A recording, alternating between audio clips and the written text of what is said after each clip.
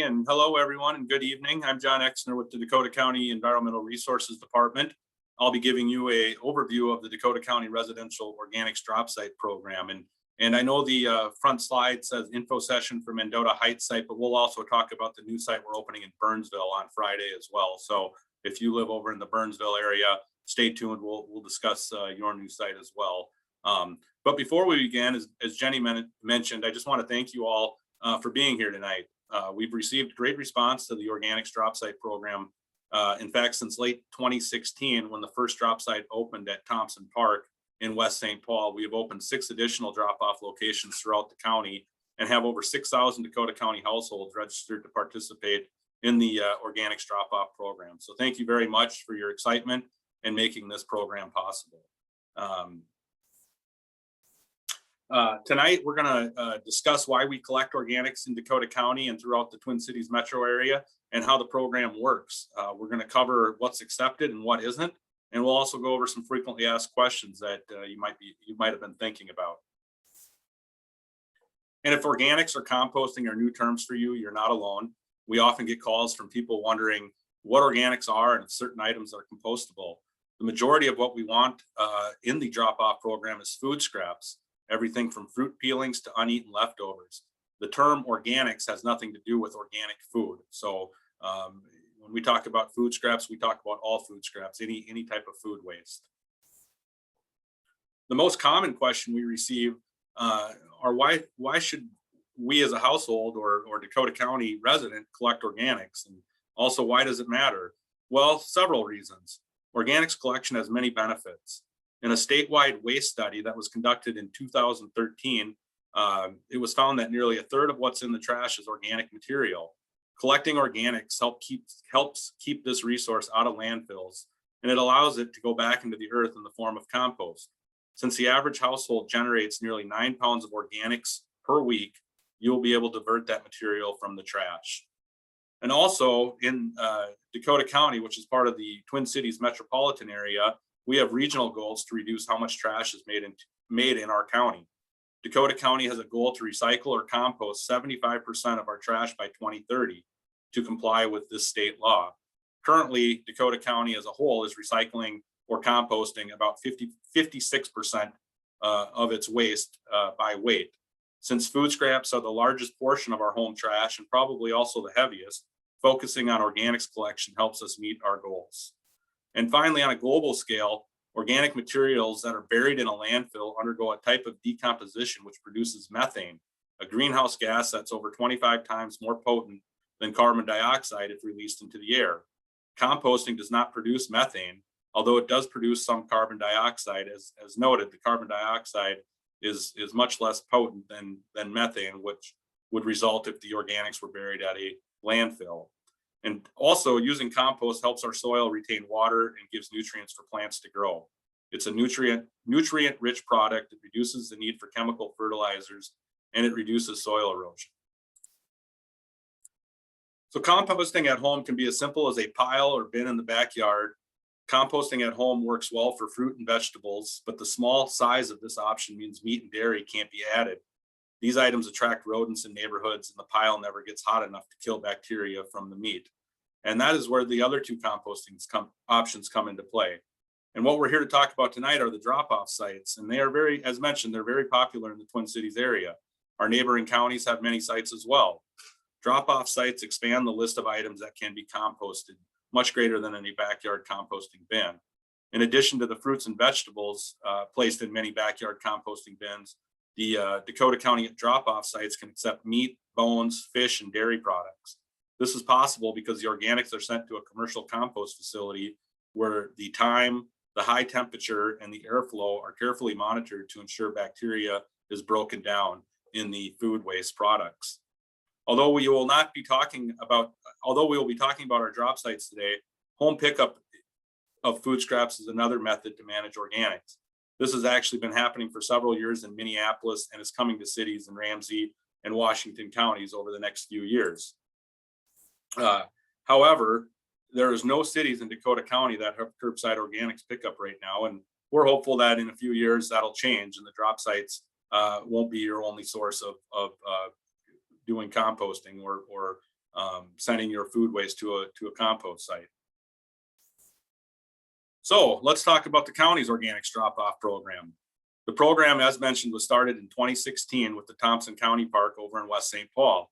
Since then, it's grown to 7 sites, soon to be 8 in 2021.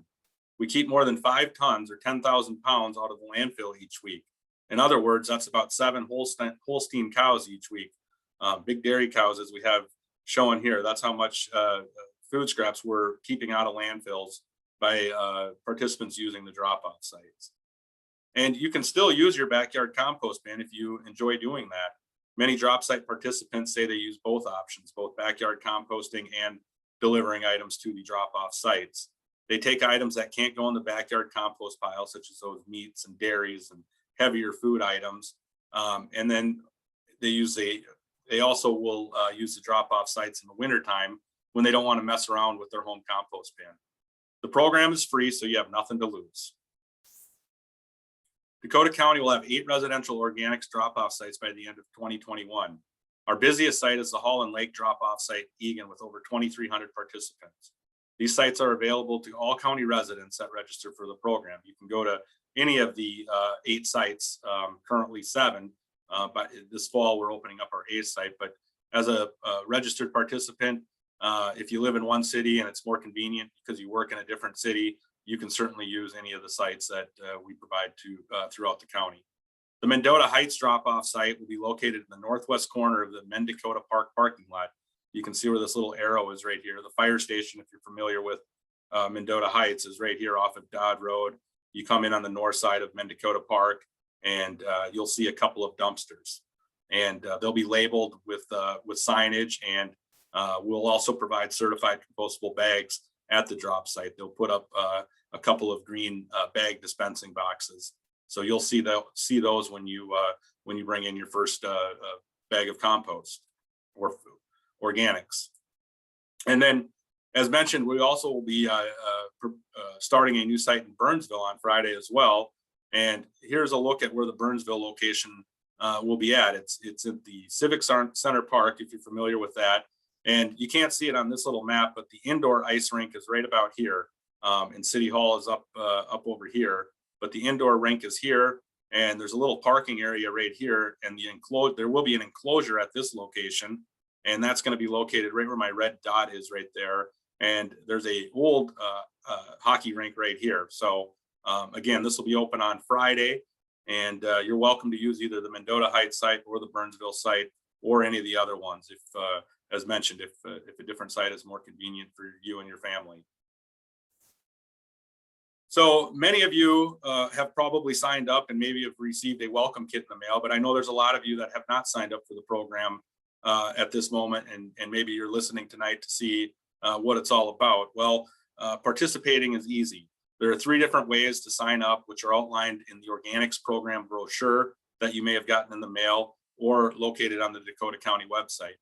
You can go on to the county's website and just go to www.dakotacounty.us and search organics, and you'll see program information. You'll want to look for a little red box that says sign up online, and a pop-up will appear, and you can enter your name and mailing address and the site you'd like to use, and we'll mail out that welcome kit that has the program brochure and several other pieces of information.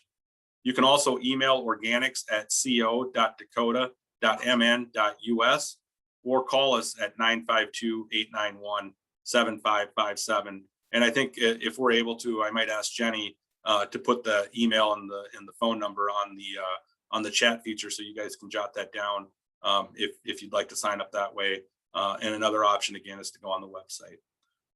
When signing up, we do ask that all participants sign up. It helps us better plan for service frequencies. It also allows us to show the county board that residents are interested in the program and are using the program. So we do ask that participants select a site that is most convenient to your house, or the one that you'll be using the majority of the time.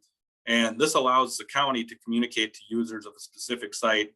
For instance, if a site is closed for some park maintenance, we would send out a direct email to the users of a particular park or location. So sign up for the site that you'll use the most. And again, you can use any of the sites once you get started. After signing up, as mentioned, we'll mail you out a welcome kit, and that kit has useful tips, material acceptance list, and we also start you off with a couple of certified compostable bags. And we'll go over this in a moment, but only certified compostable bags or paper bags can be used to drop off organics at our drop sites. And again, I'll show you some photos of those in just a moment. And just a note that 2 of our drop sites in Dakota County, the location in Egan at the Holland Lake Trailhead and in Hastings, have locked enclosures. So you do need an access code to enter those. The other 5 that we've opened recently, they do not have locked enclosures or locked dumpsters. So you don't need to have an access code, particularly for the Mendota Heights or Burnsville location. But if you are interested or listening and intend to use the site in Hastings or at the Holland Lake Trailhead in Egan, once you sign up, we'll mail you the access code so you can get into those enclosure areas.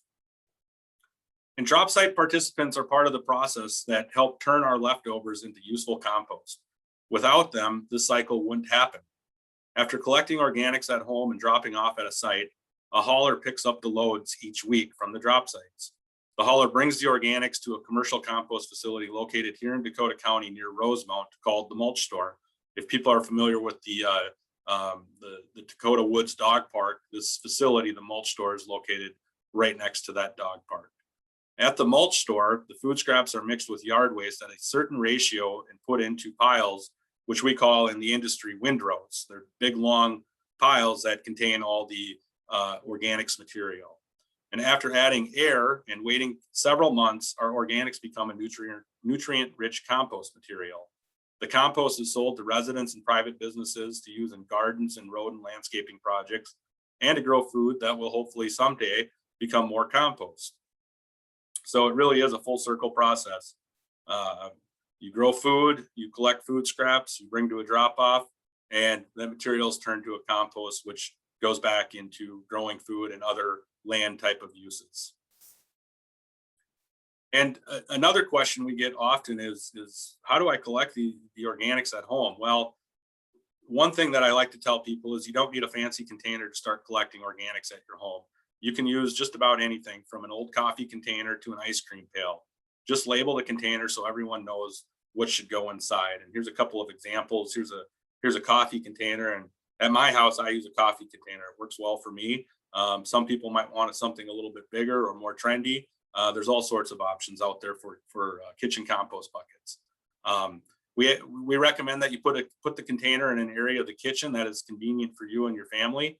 If it's not convenient, you might forget to use it, or you might forget to check it.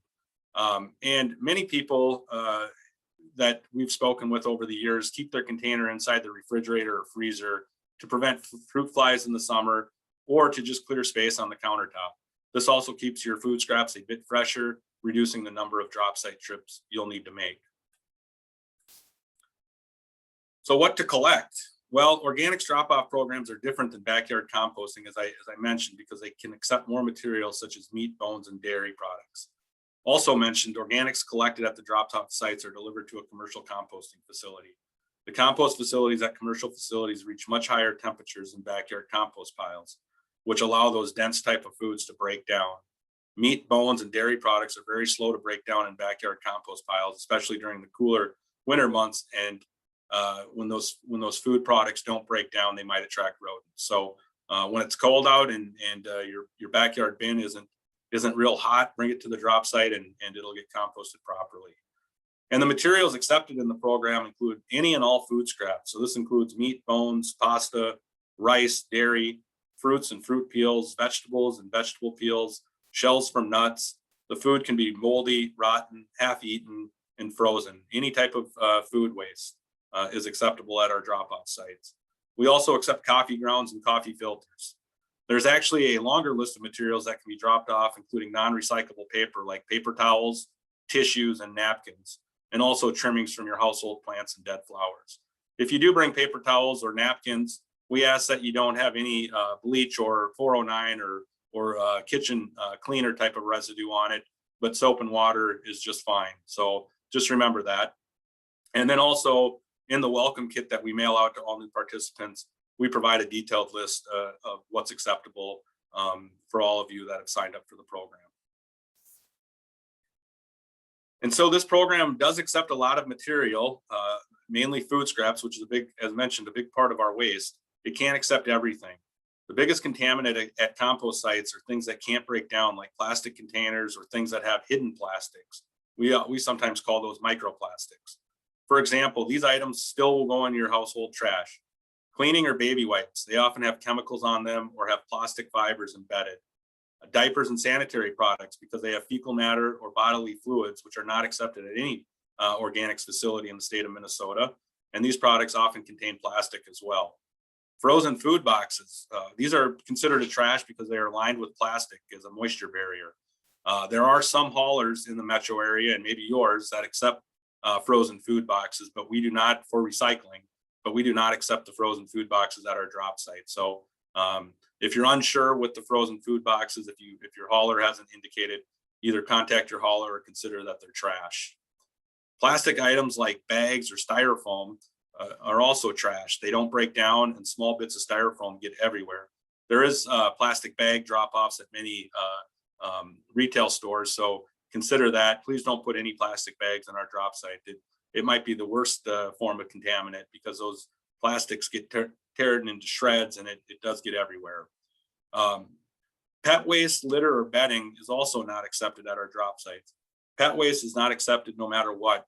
And again, that goes back to a state law where no fecal matter is accepted at our drop sites.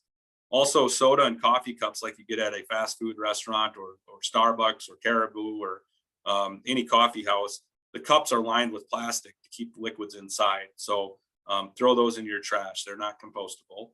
And then also a question I get a lot is the little stickers on the produce shells or skin, that little sticker that's on there. Those are made of plastic and need to be removed or thrown in your trash before you throw the vegetable peel or fruit peel into your compost bucket or your organics bucket. And then also a thing that maybe confuses a lot of people is yard waste. We don't accept yard waste at our drop sites. The leaves and branches are compostable, obviously, and they are mixed with our food scraps at the mulch store, the commercial compost facility, in a specific formula for the quickest decomposition rate. If we mix in yard waste with our food scraps, we may mess up the ratio that the commercial compost facility uses to make their finished product. And also, we have no yard waste in Minnesota in the wintertime, so they don't have a consistent supply of yard waste if people start mixing them. So just keep your yard waste out. Either work with your hauler or bring to a specific yard waste site when you're managing leaves and grass clippings and branches. And not finally, but on this slide, there's multiple items that we prefer, and it's encouraged that you still place in your recycling, such as paper and cardboard that is clean. As you can see in this image here, there's a newspaper, a magazine, and cardboard boxes, all great items for your recycling bin. Also, cartons, cans, glass, and plastic will all go in your recycling. Please don't bring those to our organics drop sites. Recycling, as most of you know, gives these products a new life. Certain containers like glass and plastic bottles and even cartons can be damaging to a compost site because of the tiny plastics and glass pieces that cannot be removed and end up getting broken down over time. And no one wants compost, or no one wants glass or plastic pieces in their garden compost. So be respectful of others, please. And as previously mentioned, certified compostable bags are provided to all participants, whether that's in the welcome kit that you receive in the mail or at the drop sites themselves.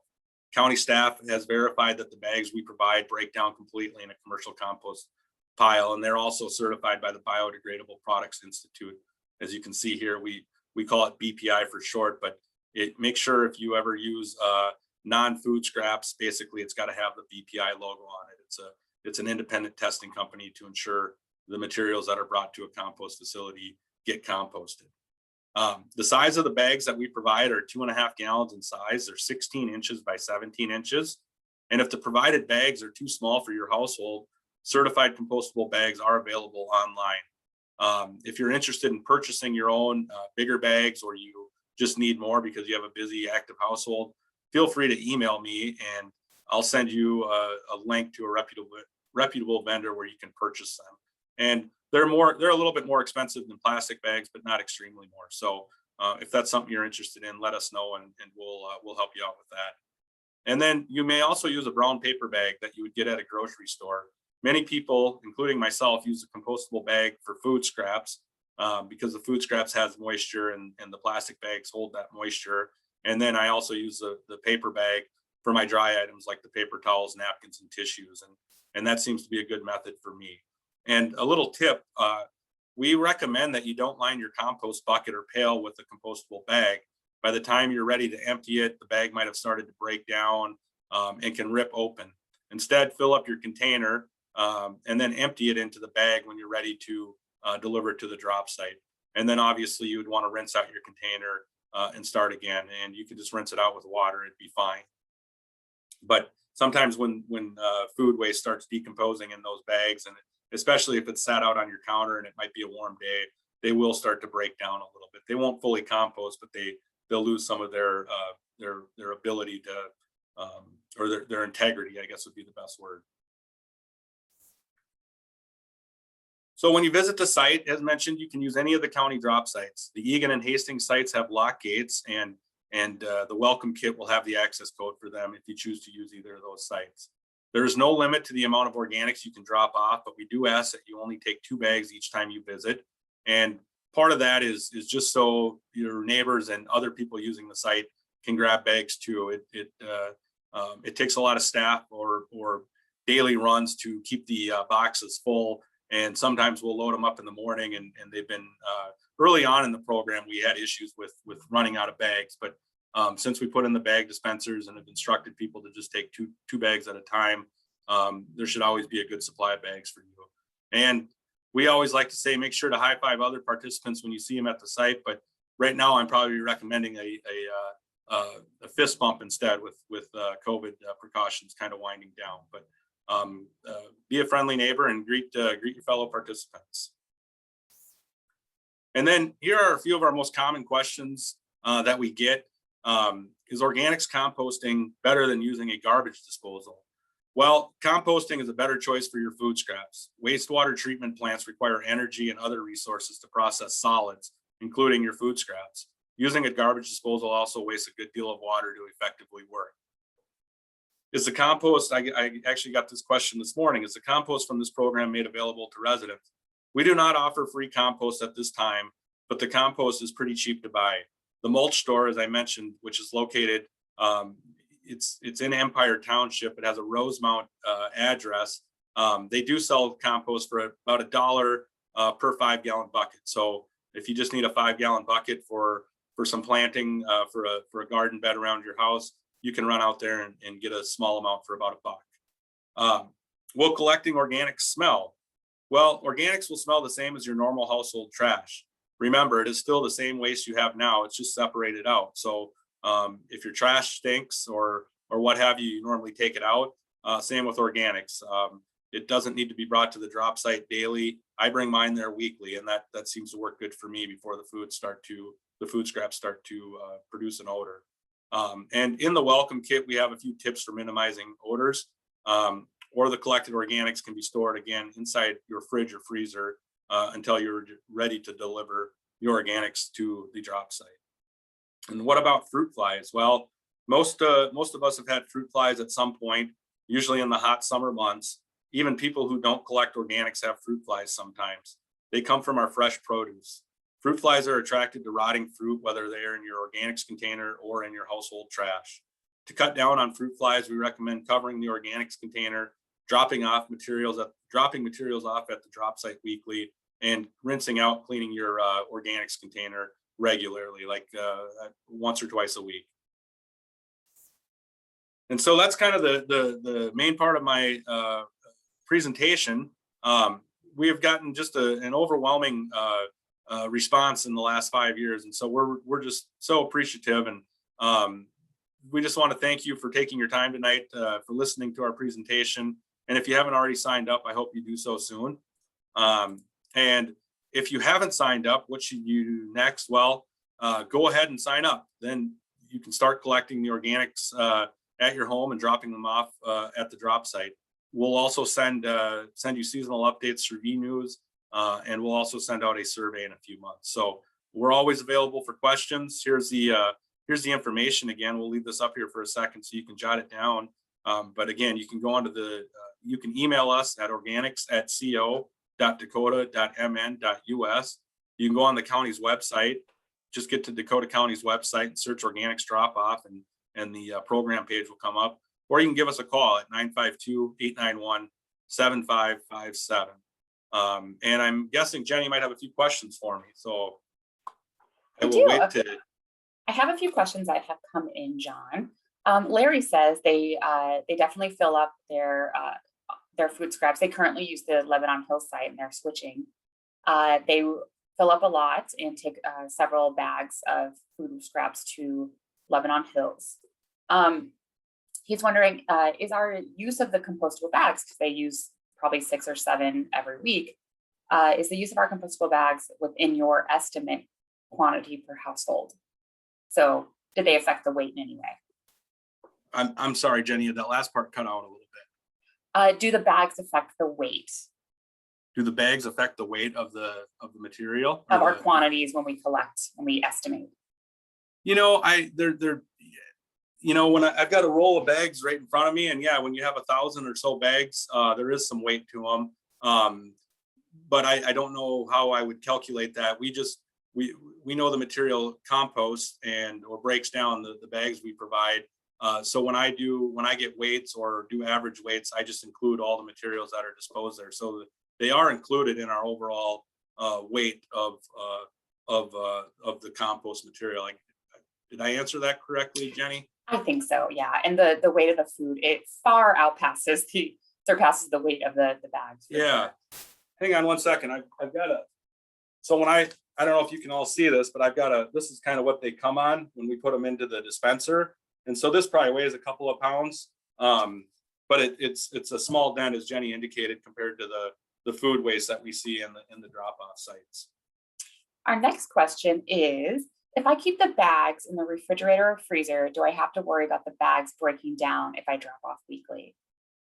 No, you shouldn't have to worry about that at all. In fact, I actually keep my organics inside the refrigerator. I don't line my coffee container. I just dump in when I go once a week or what have you. But I think keeping your bags in the refrigerator it'll definitely keep your food scraps a little fresher. As far as the integrity of the bag, I don't think it'll have a difference. Either you keep them in the fridge or outside of the fridge for a few days. Yeah, I know in the winter, I become a little lazier with going to the site. And I have a bucket outside my house on my deck. And I put about 3 or so bags in over a few weeks. And they don't break down at all when it's cold. So I imagine that'd be like your freezer. Yep. One thing that these bags break down on is heat. So the warmer it is, the more you want to keep them, I suppose, in a cool, dry place. But most of the bags, compostable bags, if they're stored in a cool, dry place, will have about a year shelf life. It's once they get moisture and heat on them, that's when they really start to deteriorate quickly. I have a few acceptable items questions. Can we compost tea bags, the inexpensive kind that are paper, not the plastic kind? Well, that's a great question. Jenny and I were talking about that yesterday, and I didn't realize there were tea bags out there that were made of plastic. The tea bags that that we just received the question on, the paper cheap ones, are totally fine if it's just basic paper and the tea the tea grounds or what have you. We do ask that you remove the staple from that, and if there's a bag or a string on there, just cut the string and the staple out and compost the rest of the tea bag. If you're using ones that have the plastic liner, which I've never seen them, but Jenny had mentioned that you can certainly feel that it's a plastic one. If you've got them, you probably know, and those plastic ones would have to go in your trash. Okay. Are disinfecting wipes compostable? Not sure if they're similar enough to paper towels. No, disinfecting wipes would go in your trash. They're not acceptable. Surprisingly, there's a lot of plastic in disinfecting wipes. Yeah. All right. Even there's also even kind of like a thicker paper towel material. It's kind of more for industrial that don't have cleaning solution on them. and we had some at the county.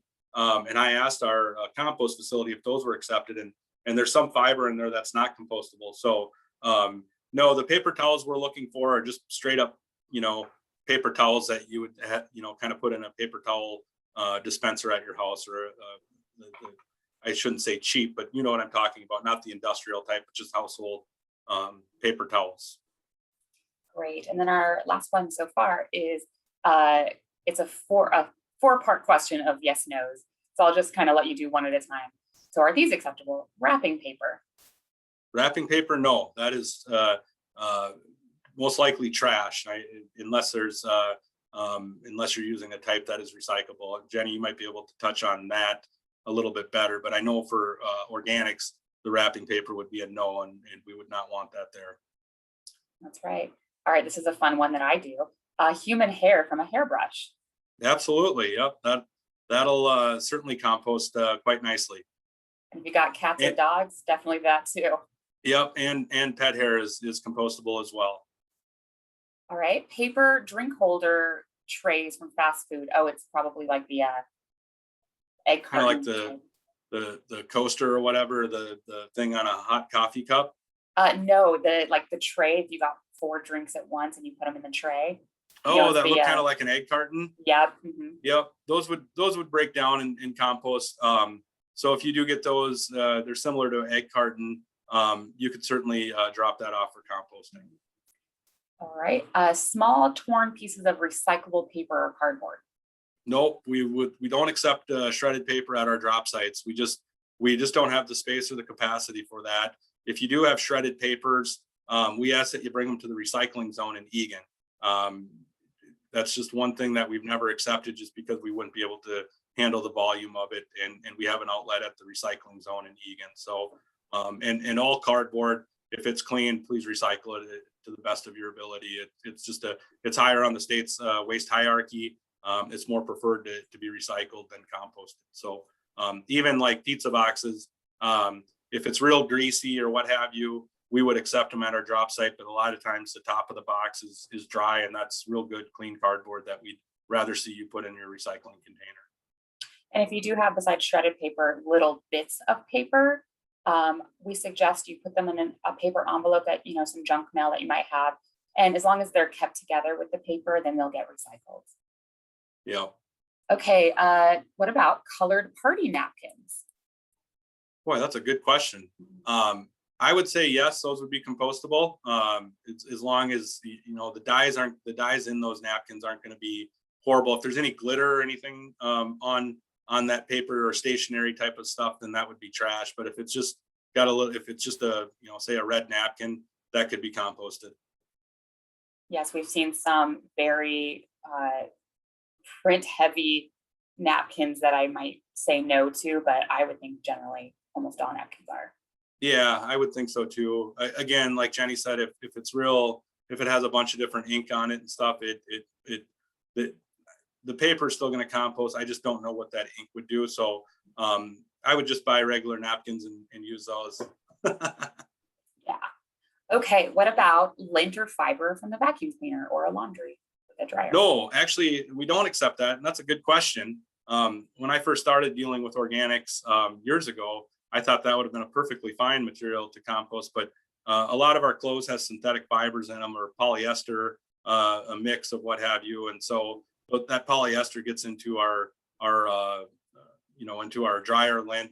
And then also carpeting is mainly made out of recycled plastic. And so we don't accept that type of grit material, whether it's dryer lint or vacuum dust. Please throw that in your trash. All right. Can items be recycled that have the BPI logo on them? Generally, no. I don't think so. Do you know of any? Because I know if it's plastic, then it's pretty much you can't make things out of something that's going to fall apart. Yeah. So if it's plastic, you don't want a deck made out of compostable plastic that will fall apart. Yeah. So if you buy BPI products, certified products such as plates or plates or utensils, or even cups that are certified by the BPI, either bring them to a drop-off site or throw them in your trash when you're done using them. Okay, last one so far. Oh, they're coming in. I've seen no grease on the accepted list. So is leftover buffalo sauce okay since it has a lot of fat in it? Yes, well, what I always say with residual grease is if you're using a paper towel to clean out a pan and it's just got residual grease on it, throw it in your compost. What we don't want is say you fry a turkey or whatever in a big deep fat fryer, or even a fry, one of those little electronic fry machines or whatever. That material, if it's just a liquid jug of grease, we don't want it at our drop sites. We'd rather have you bring that again to the recycling zone in Egan. But if you're just cleaning up a pan that has some grease or cooking oil in it, that's fine to bring to the organics drop site. Absolutely. Okay, wrap and oil bags, which you put spices, etc. in. I'm not sure. I couldn't hear you. I'm not sure what this says. These are wrap and boil bags, which you put spices, etc. in while cooking. Oh, maybe like cheesecloth or like mesh that you would need to steep something in. I would say no. I would throw that in your trash. All right, skin from chicken and turkey, which has been cooked. Absolutely. Yep. All food scraps are acceptable. Food scraps are easy. If it's food and you can eat it, it's compostable. Where the confusion comes are in those kind of consumer products that are kind of on the fence.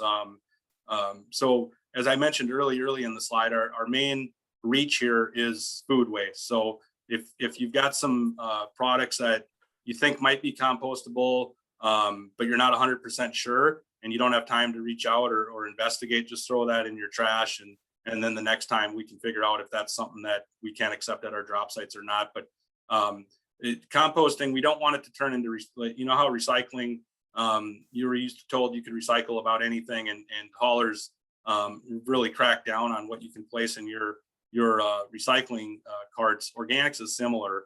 We know food waste is always going to be compostable. It's those ancillary items that aren't. And so we've kind of made our list of acceptable items real short. It's food scraps, and then it's also the paper towels, napkins, and Kleenexes. And that's about it as far as what we would want at our drop sites, with a few exceptions. And usually, I just don't want it to be something where we contaminate our dumpsters, and then the mulch store, the commercial compost facility, has to have a talking to us, I guess.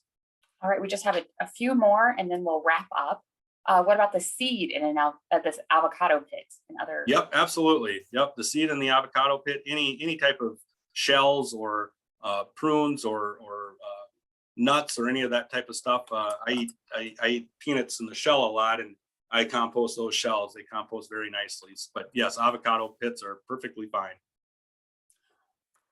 All right, we'll wrap up then. I just wanted to mention, shout out to the sites open on Friday, but we have a kickoff event on Saturday, and I'll personally be at the Burnsville one. Both sites are 9 to 1. So if you're already planning to come by, come say hi to me. I'm at Burnsville at the Civic Center Park, and then our colleague Cassandra will be at the Mendota Heights site in Mendota Park, 9 to 1. So yes, and that's this Saturday. And again, thank you, Jenny. The sites do open on Friday, so we're putting on some final touches here this week at both sites, and they'll be ready for your use on Friday. And again, if any questions come up that we didn't address tonight, or you just didn't want to type in anything onto the Zoom call, feel free to shoot me an email or give me a call, and I'd be more than happy to help you out and get you started. And there isn't any dumb questions; they're all good. It's been a fun program, and yeah, I think by the end of this year we'll have over 7,000 households in Dakota County that have signed up for the drop site program. So thank you all. Thanks for being here tonight, and thanks for your interest in organics drop off composting. It's fantastic.